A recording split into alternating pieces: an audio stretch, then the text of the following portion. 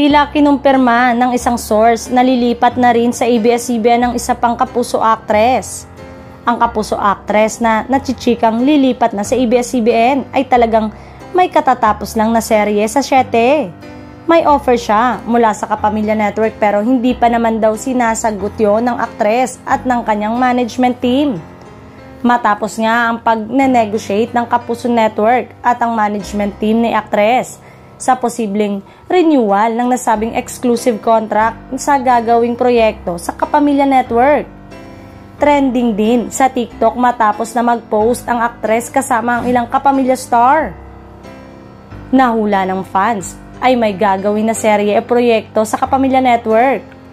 Bumida sa sariling teleserye noon ng aktres pagkatapos ng hit Kapuso Primetime Series ay hindi na nabigyan ng first lead role teleserye si Kapuso actress.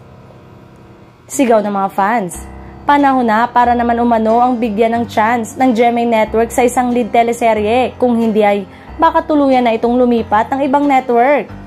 Hindi may tatanggi ang husay niyang umarte at sa kanyang magandang muka. Pangbida naman talaga ang datingan daw. Ayon sa actress ay miss niya na umano umarte pero kung may choice ay dream daw niya sanang magka-action role o kaya naman ay isang horror or comedy project. Hindi naman po ako namimili pero syempre, I have dream roles.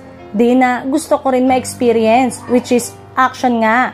At kung mabibigyan ng chance, ay gusto nitong makatrabaho si Coco Martin sa Batang Quiapo. Lahad pa nito.